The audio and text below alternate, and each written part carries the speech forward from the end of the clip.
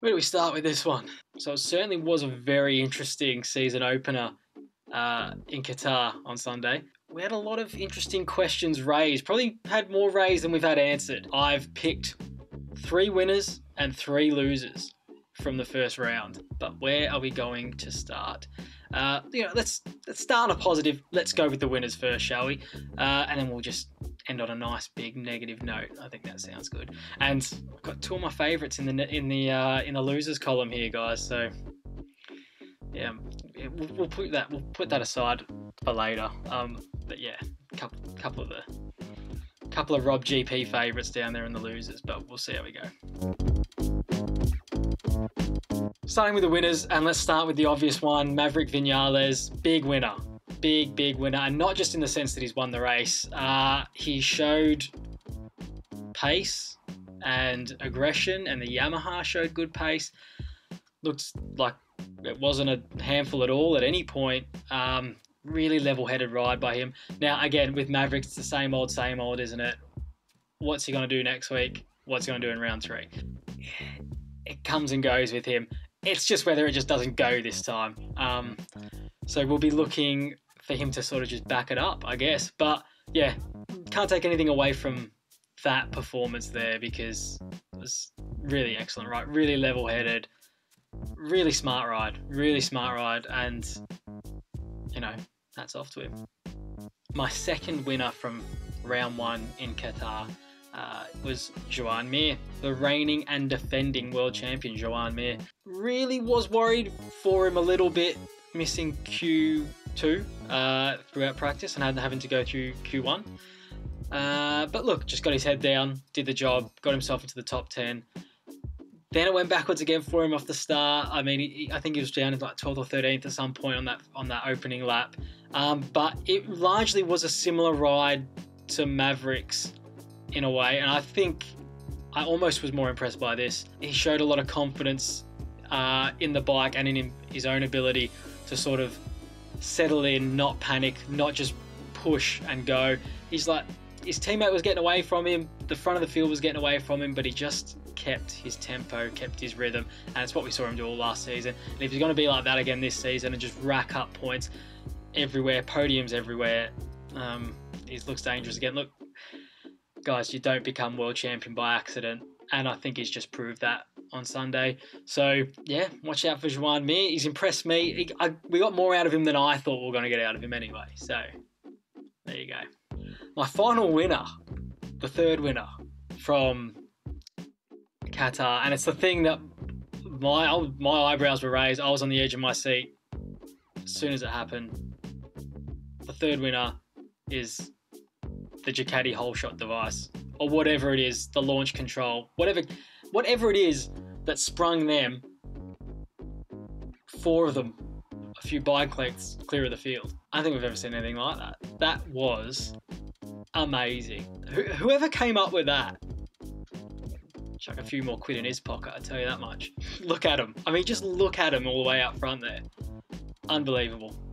Well done, Ducati. Okay, into the nitty gritty now. Who didn't perform? Who needs to turn it around? So these are my 3 losers.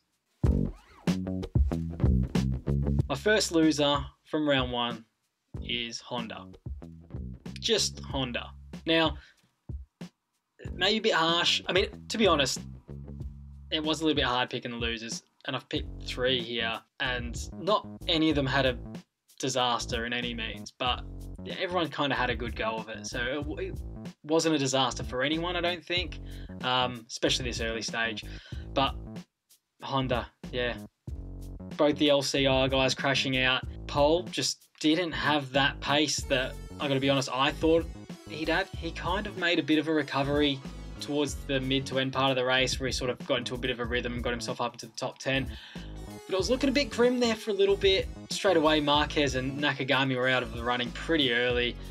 Pole just didn't have pace to run with the leaders or even get in the conversation or even follow a guy like Mir back up through the field, which I wasn't expecting them to be on race-leading pace, but probably expected a little bit more than I did. And I think they may have expected a little bit more from what we saw from Pole in testing. So Honda's my first loser from round 1. My second round 1 loser, and it kills me to do this, but Jack Miller, big loser.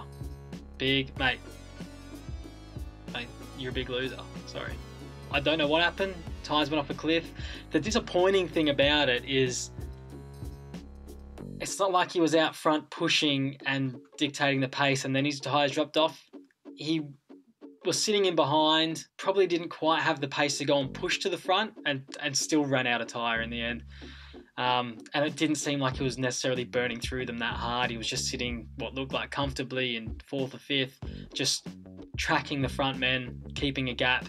And then when it came time to push on, when Maverick pushed on, it looked like Jack was moving in behind him.